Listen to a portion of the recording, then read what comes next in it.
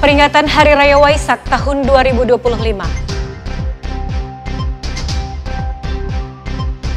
Kejari musnahkan barang bukti tindak pidana umum dan narkoba. Legislatif Sulut Go Expo promosikan produk UMKM.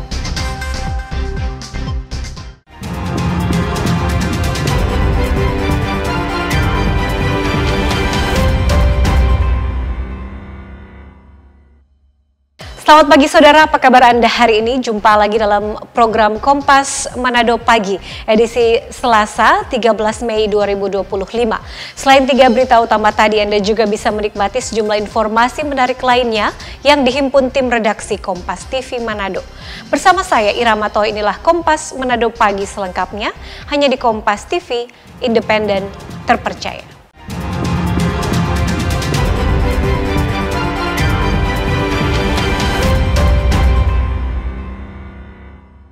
Saudara, bertempat di Vihara Dharma Dipa, ratusan umat Buddha menggelar ibadah puja bakti dalam rangka peringatan Hari Trisuci Waisak 2669 BE tahun 2025. Ibadah puja bakti ini pun berlangsung penuh hikmat. Kegiatan ini diawali pradaksina dengan mengelilingi vihara sebanyak 3 kali. Pradaksina dilakukan sambil merenungkan ajaran-ajaran Sang Buddha Guru Agung yang dihormati. Setelah melakukan pradaksina, umat memasuki vihara dan duduk dengan sikap anjali. Sikap ini menunjukkan penghormatan tinggi kepada Sang Buddha. Pemimpin puja bakti kemudian melaksanakan pembacaan parita suci. Yaitu tentang pedulikah, tentang pengendalian diri dan kebijaksanaan untuk mewujudkan kedamaian dunia. Bapak Ibu, saudara-saudari Dharma, hal yang sangat penting dengan tema ini adalah sebetulnya membawa kita semua, harus kita berpikir apabila kita umat Buddha semua sudah bisa mengendalikan diri, pasti kita langkahnya ke depan mencapai kebijaksanaan. Seperti yang disampaikan tadi, temanya adalah pengendalian diri. Saya berharap dengan memperingati Waisak ini kita selalu bisa mengendalikan diri. Bukan cuma saat hari ini saja, tapi sepanjang tahun, setiap hari, setiap saat kita bisa mengendalikan diri kita dan kita bisa mengamalkan ajaran-ajaran Sang Buddha. Sebulan yang lalu juga baru Idul Fitri. Saya cukup yakin ibadah puasa juga mengenai pengendalian diri. Jadi kalau seluruh masyarakat Indonesia ini bisa mengendalikan dirinya, negara kita ini menjadi negara yang damai, tentram, dan kita akan mencapai masyarakat madani. Tema yang diangkat dalam perayaan Hari Trisuci Waisak adalah tingkatan pengendalian diri dan kebijaksanaan mewujudkan perdamaian dunia. Perayaan tahunan ini juga menjadi kesempatan untuk refleksi diri dan memperkuat pribadi dengan nilai-nilai kebajikan, pengendalian diri, welas asih, serta turut memberikan kontribusi positif bagi lingkungan sekitar. Jimmy Dapar, Kompas TV Manado, Sulawesi Utara. Saudara, Gubernur Sulawesi Utara Julius Selvanus bilang bahwa perayaan Hari Suci Waisak 2569 BE kali ini menjadi bukti nyata tingginya toleransi dan kerukunan antar umat beragama di Sulawesi Utara. Perayaan Hari Suci Waisak 2569 BE di tahun 2025 kali ini dirayakan di beberapa lokasi di Sulawesi Utara. Salah satunya di Vihara 108 Rupang atau Arca Buddha di Desa Kulongan, Kecamatan Kalawat, Minahasa Utara. Perayaan Hari Raya Waisak dihadiri Gubernur Sulut Julius Selvanus, unsur Forkopimda serta sejumlah pejabat pemerintah daerah. Saat menghadiri perayaan, Gubernur secara khusus memberikan apresiasi kepada seluruh umat Buddha di Sulawesi Utara yang dinilai selalu menjunjung tinggi nilai-nilai kemanusiaan dan selalu memperhatikan kelangsungan lingkungan sekitar. Gubernur menyebut Hari Raya Trisuci Waisak menjadi bukti nyata tingginya toleransi dan kerukunan antar umat beragama di Sulawesi Utara. Ya, sekarang kita hadir di tempat ini dalam rangka merayakan Waisak ya, yang ke 2569 Buddhis era ya. Tentunya saya sangat bersyukur kita bisa berkumpul di tempat ini merayakan bersama-sama umat lainnya, bukan hanya Buddha saja, tapi umat lainnya juga hadir dalam acara Waisak ini. Tentunya saya sangat berterima kasih bahwa kita selalu menjaga kerukunan umat beragama di Sulawesi Utara. Itu sebabnya saya hadir di sini, ya saya tetap bersama-sama dengan umat yang lainnya. Jadi selamat ulang tahun, ya, selamat merayakan Trisuci Waisak ya, untuk umat Buddha yang di Sulawesi Utara. Ya, perayaan Waisak di Arama Kebun Kesedaran telah kami mulai sejak kemarin ya, kemarin sore sehingga malam hari. Kemudian hari ini adalah perayaan yang kedua, hari keduanya, karena mulai tahun kemarin, tahun lalu, kami melakukan perayaan Waisak itu di Arama Kebun Kesedaran Kolongan selama 2 hari. Jadi sebentar akan ada, setelah dana makan ke Bante, akan ada penyalaan lilin, kita menyambut tamu-tamu dan kita akan melakukan puja bakti atau ibadah singkat, kemudian ada sambutan-sambutan dari para tamu yang akan datang. Kesempatan menghadiri perayaan Hari Trisuci Waisak, Gubernur berkeliling ke sejumlah lokasi di vihara. Menurutnya tempat ibadah seperti ini bisa menjadi salah satu spot wisata religi yang bisa dijadikan destinasi kunjungan wisatawan. Edward Siwi, Kompas TV Manado, Sulawesi Utara. Saudara, Vihara 108 Rupang atau Arca Buddha merupakan satu wisata religi andalan Sulawesi Utara yang menawarkan tidak hanya suasana berlibur yang jauh dari hiruk-pikuk kota, juga tontonan religi umat Buddha yang memanjakan mata. Vihara Arama Kebun Kesadaran Kolongan ini merupakan tempat ibadah umat Buddha yang terletak di Desa Kolongan, Kecamatan Kalawat, Kabupaten Minahasa Utara. Vihara yang berlokasi cukup jauh dari pusat kota Manado ini terletak di kawasan hutan alam terbuka yang cukup sejuk dan indah. Di vihara ini ada sejumlah 108 rupang atau arca Buddha yang dibangun berjejeran mengelilingi Vihara Arama Kebun Kesadaran yang cukup unik sebagai wisata religi andalan bagi masyarakat Sulawesi Utara. Vihara ini selalu menjadi lokasi utama perayaan Waisak, termasuk upacara pemberkahan 108 Buddha Rupang dan ritual mengelilingi patung Buddha, pemasangan pelita teratai dan sejumlah ritual lainnya yang membuat vihara ini cukup menjual sebagai sebuah spot wisata religi di Sulawesi Utara. Wisata ini kan bukan hanya alam saja, ya, bukan hanya mall saja, ya, tetapi ada wisata religi, ya, wisata religi. Kalau kita di Bukit Doa yang Kristen ada kan di sana wisata religi juga tuh, ya. Di sini bisa juga untuk wisata religi, ya. Nah ini akan menyatakan bahwa umat Buddha juga bersosialisasi secara terbuka untuk masyarakat lainnya. Itu cukup bagus gitu, ya. Saya pikir itu paling cocok ya, untuk kita bisa berkomunikasi dengan umat lainnya, tidak terkungkung dalam satu kelompok saja gitu ya.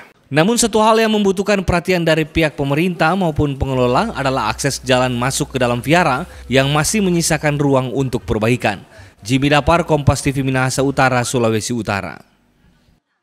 Keinfo lainnya, Saudara, Kementerian Agama Provinsi Sulawesi Utara tengah mempersiapkan keberangkatan calon jemaah haji tahun 2025. Saat ini sudah dalam tahap akhir di mana seluruh persiapan mencakup bimbingan manasik, pemeriksaan fisik, serta administrasi calon jemaah haji.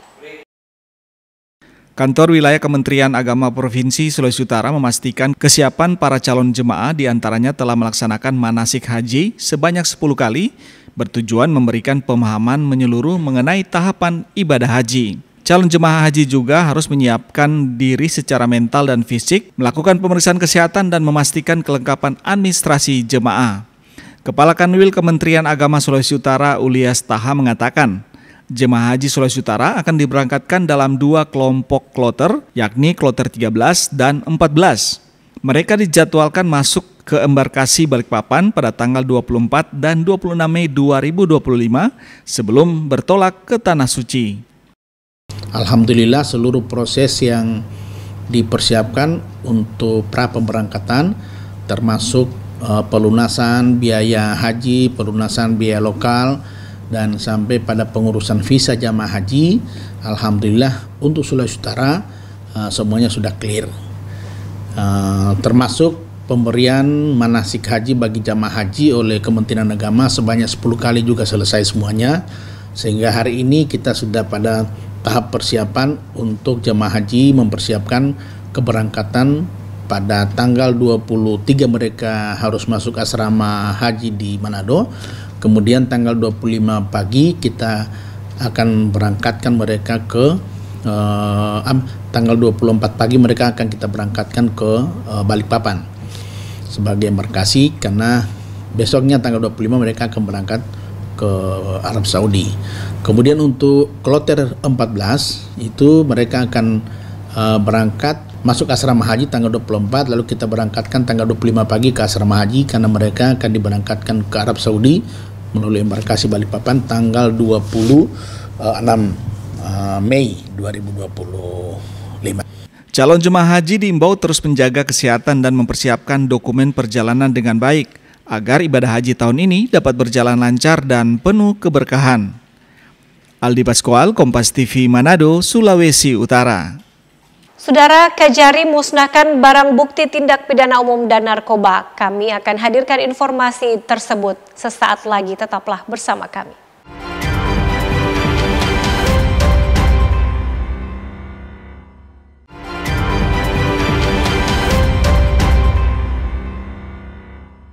Kembali bersama kami di Kompas Manado Pagi, Saudara. Menindaklanjuti keluhan warga soal limbah yang berbau busuk, pemerintah bersama DPRD Kabupaten Minahasa Selatan turun melakukan sidak.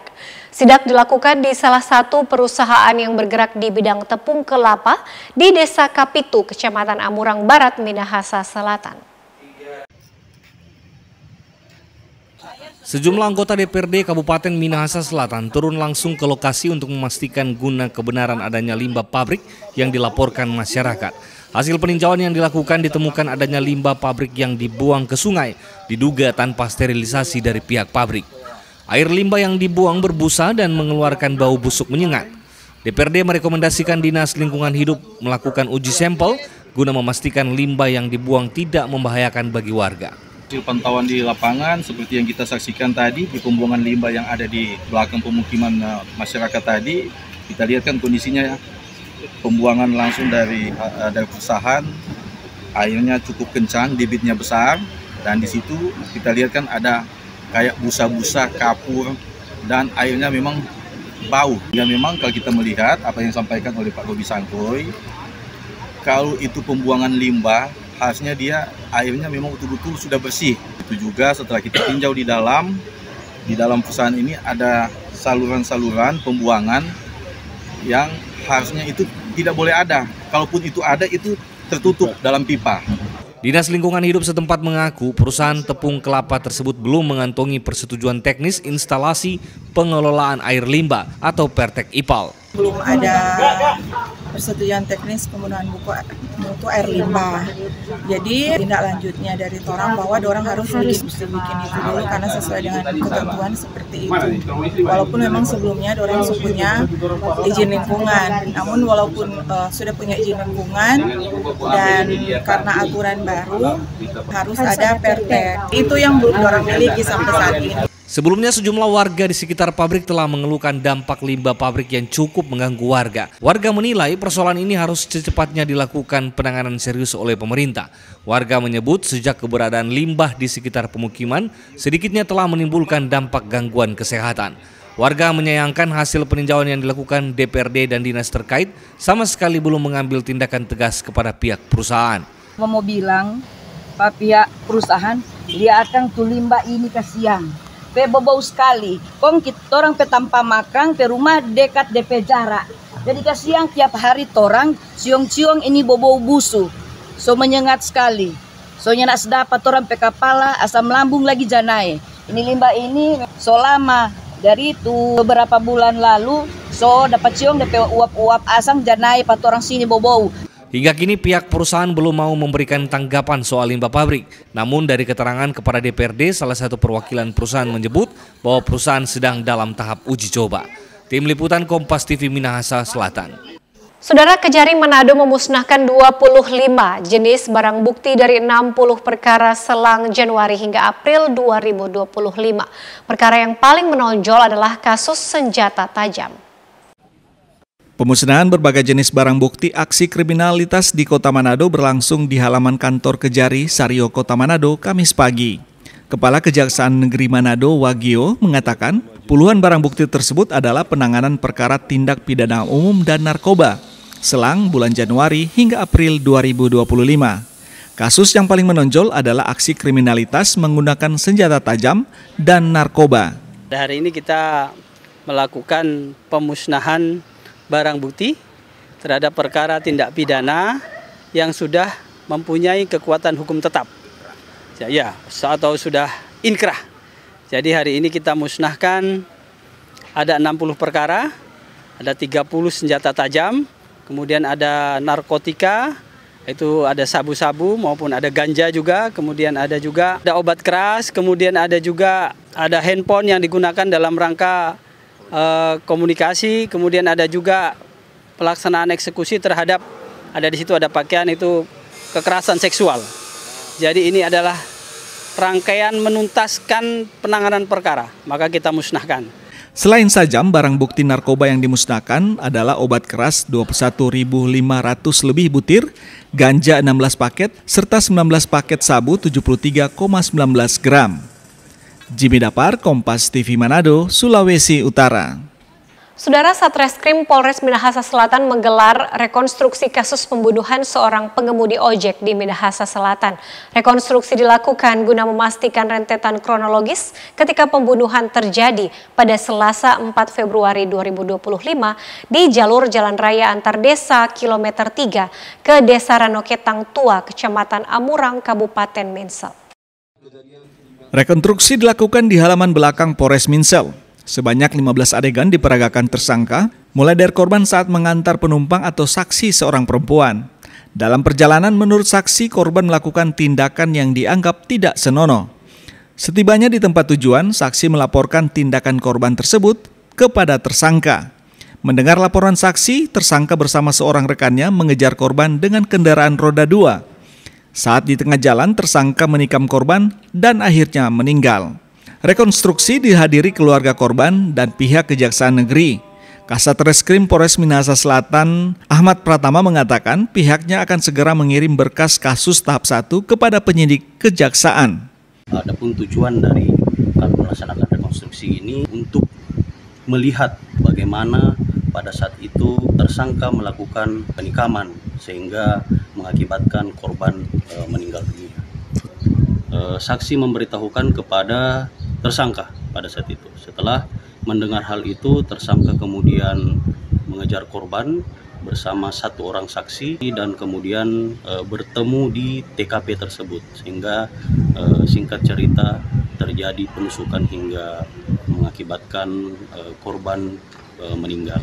Adapun barang bukti yang telah kami sita yaitu satu buah senjata tajam yang telah kami temukan di wilayah Laang Mongondo Selatan yang menurut keterangan tersangka pada situ telah dibuang, dan kami sudah menyita sajian tersebut serta satu unit kendaraan roda 2 yang dipakai oleh tersangka. Akibat perbuatannya, tersangka dikenai pasal 340 KUHP tentang pembunuhan berencana dengan ancaman pidana mati, penjara seumur hidup atau paling lama 20 tahun penjara. Tim Kompas TV Minahasa Selatan, Sulawesi Utara. Informasi legislatif Sulut Go Expo promosikan produk UMKM akan kami hadirkan sesaat lagi. Tetaplah bersama kami.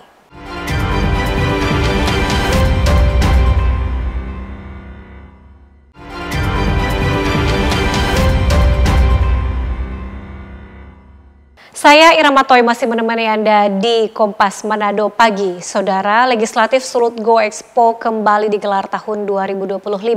Berlangsung di Manado Town Square, Kota Manado, Legislatif Expo ini diikuti DPRD Kota Kabupaten di Sulawesi Utara, bahkan dari Provinsi Gorontalo, tepatnya Kabupaten Boalemo. Legislatif Sulut Go Expo tahun 2025 kembali bergulir dengan menyajikan stand-stand dari DPRD Kota dan Kabupaten di Sulawesi Utara serta dari Kabupaten Boalemo, Provinsi Gorontalo. Pihak penyelenggara yakni Kopalit bilang Legislatif Sulut Go Expo 2025 merupakan event tahunan yang tahun 2025 merupakan tahun ke-13 pelaksanaan. Dalam Legislatif Sulut Go Expo kali ini, penyelenggara juga memfasilitasi sejumlah pelaku UMKM yang ada untuk mempromosikan produk mereka kepada masyarakat luas. Selain promosi produk unggulan, para pelaku UMKM ini juga dibimbing untuk memiliki keterampilan pengembangan produk hingga mampu bersaing dengan produk lainnya di skala nasional maupun internasional. Daripada kegiatan event tahunan Legislatif Sulut Go Expo tahun ini sudah yang ke-13, dan untuk UMKM dan Aircraft Expo tahun ini sudah memasuki tahun yang kedua. Pelaksanaannya untuk tahun 2025 ini sudah berlangsung dari tanggal 7 sampai tanggal 10 Mei, dan hari ini sudah hari terakhir dan diakhiri dengan penutupan. Selain itu, kami juga melaksanakan kegiatan untuk menunjang daripada UMKM dan Aircraft, yaitu kegiatan workshop tentang ekonomi. Kemarin kami menghadirkan narasumber dari pemerintah Provinsi Sulawesi Utara, yaitu Dinas Koperasi, bagaimana hasil-hasil daripada UMKM ini tuh bukan hanya berskala lokal, tetapi bisa berskala nasional bahkan internasional, dengan bisa mengekspor hasil-hasil yang ada di Sulawesi Utara, pelaku-pelaku UMKM.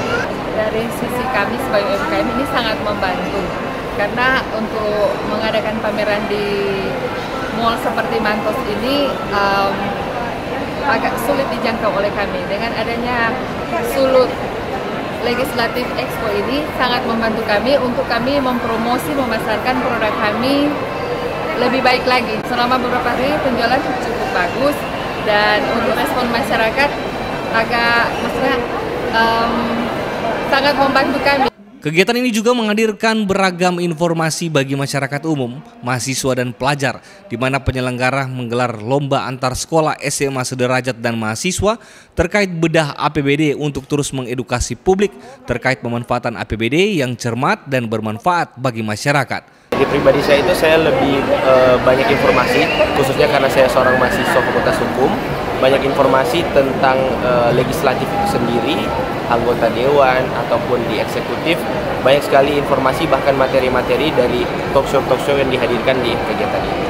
Legislatif Sulut Go Expo kali ini berlangsung sejak 7 hingga 10 Mei 2025 dan diharapkan turut mendongkrak perekonomian di Kota Manado dengan hadirnya para peserta yang datang dari berbagai wilayah, baik Sulawesi Utara maupun Gorontalo. Yanemi Kesingal, Kompas TV Manado, Sulawesi Utara. Ke informasi lainnya, Saudara, 91 turis asal Shanghai, Cina tiba di Bandara Samratulangi Manado pekan lalu. Kedatangan turis dengan penerbangan langsung Shanghai Manado disambut Wakil Gubernur Sulut Victor Mailangkai. Penyambutan kedatangan para turis asal Shanghai ditandai dengan penyiraman badan pesawat sebagai bentuk penyambutan perdana dalam penerbangan tersebut, dan secara langsung disaksikan oleh Wakil Gubernur Sulut Victor Mailangkai didampingi Kepala Dinas Pariwisata Devi Thanos. Bandara Samratulangi dengan kapasitas terminal yang mampu menampung hingga 6 juta penumpang per tahun serta operasional 24 jam siap mendukung peningkatan kunjungan wisatawan khususnya dari Tiongkok ke Sulawesi Utara. Selama 2 tahun terakhir ini jumlah turis asal Tiongkok ini terus bertambah. Hal ini didukung yang sebelumnya ada pembukaan rute penerbangan langsung dari Tiongkok seperti Guangzhou, kemudian ada Kunming oleh maskapai China Southern Airlines dan Lucky Air. Dan kali ini penerbangan Manado Shanghai dengan maskapai Transnusa sebagai bentuk pelayanan bandara terhadap masuknya turis Cina di bandara, kami juga sudah menyediakan ada restoran Chinese food, restoran Minahasa lokal, dan kami juga menggunakan bahasa Mandarin di berbagai fasilitas bandara guna memberikan kenyamanan bagi wisatawan. Pasca COVID-19, tren positif menunjukkan jumlah kunjungan wisata di Sulut yang terus meningkat, terutama turis asal negeri tirai bambu, Cina. Jimmy Dapar, Kompas TV Manado, Sulawesi Utara. Saudara, berbagai cara dilakukan agar bisa memenuhi kebutuhan hidup sehari-hari, seperti yang dilakukan warga Desa Paret, Kecamatan Kota Bunan, Kabupaten Bolaang Mongondo Timur, Sulawesi Utara. Warga mengais rezeki di sepanjang sungai di desa mereka setempat, berburu bongkahan batu yang mengandung logam emas. Dengan menggunakan alat seadanya berupa ember dan batok kelapa, puluhan warga di Desa Paret, Kecamatan Kota Bunan, Kabupaten Bolaang Mongondo Timur, Sulawesi Utara nampak sibuk untuk berburu batu yang diyakini mengandung serpihan emas di sepanjang aliran Kali Emas, sebutan warga setempat. Setiap pagi hingga sore hari, sungai ini menjadi tempat mengais rezeki oleh warga baik laki-laki maupun perempuan dan anak-anak untuk mencari batu. Meski tak pasti akan mendapatkan batu mengandung emas, namun semangat dan kerja keras warga terpancar dari wajah mereka yang terus berusaha bekerja di bawah terik sinar matahari mencari jejak logam mulia. Rijali, salah satu di antara warga desa yang sudah bertahun-tahun berburu batu emas di sungai ini bersama keluarganya, mengaku hasil yang didapatkan bervariasi. Sehari bisa mendapatkan 3 gram sampai 4 gram emas, bahkan pernah beruntung mendapatkan 40 gram emas sampai 50 gram emas dalam sehari, dan hasilnya sebagian untuk biaya sekolah anak serta kebutuhan sehari-hari. Sejak kapan Pak mulai mencari emas di sini, Pak? Udah lama, Pak. Bapak dengan warga lain cari emas di sini, ya, cari Pak? emas. Iya. Sejauh ini sudah pernah dapat enggak, Pak? Sudah pernah dapat. Ya. Berapa banyak, Pak, dapat? Yang pertama saya dapat di atas itu, Pak, 30 lebih, Pak. 30 gram lebih? Iya. Baru? Baru saya dapat juga 50 gram lebih. Hanya di aliran sungai ini? Iya, aliran sungai. Dengan siapa kerja di sini, Pak? Ini sama istri saya. Sama istri? Iya, oke. Terus itu cuma cari batu biasa? Sama batu rep juga. Batu rep, terus pakai dengan alat ini, sistem karpet? Iya, sistem karpet juga. Cara pengolahan, Pak, bagaimana, Pak? Cara pengolahan ditumbuk dulu, Pak. Baru yang sudah jadi abu itu diisi di tromol. Meskipun tidak dilarang, namun pemerintah desa kerap datang untuk mengawasi dan mengimbau warga agar berhati-hati dan mengutamakan keselamatan. Atas sana ada pertambangan atau gimana, Pak? Kemudian materialnya hanyut ke sungai ini, Pak? Di atas juga, Pak, ada pertambangan, Pak. Masih ada pertambangan sampai di arah gua, daerah Tapak sana masih ada pertambangan, Pak. Jadi kemungkinan material yang didapat itu hanyut dari arah sana, Pak, ya? Ya, kemungkinan besar, Pak. Aktivitas ini sekarang ini juga bukan hanya orang Paret saja. Dari Kuyan, Kota Bulan sudah ada juga yang datang. Karena itu kami dari pemerintah desa, hampir setiap hari saya, Pak, selaku Sangadi, datang mengunjungi tempat ini untuk memberikan himbauan kepada para pencari batu emas ini untuk agar berhati-hati. Jadi saya katakan ketika kita lihat di gunung sana sudah mulai hujan lebat, agar supaya segera menyingkir dari kuala ini, jangan sampai, Pak, nanti banjir datang bisa membahayakan keselamatan. Aktivitas berburu batu mengandung material emas di sungai ini sudah lama dilakukan warga. Apalagi saat hujan tiba, arus deras sungai justru jadi berkah tersendiri. Warga memanfaatkannya untuk mencari batu terseret arus dari hulu sungai yang diyakini mengandung emas. Rahman Rahim, Kompas TV Bolaang Mongondo Timur, Sulawesi Utara. Informasi tadi menutup jumpa kita dalam Kompas Manado Pagi. Anda bisa menyimak video tayangan kami di kompas.tv atau siaran langsung via streaming di kompas.tv/live. Saya Ira Matoy pamit undur diri, tetap saksikan rangkaian program berita di Kompas TV, independen terpercaya.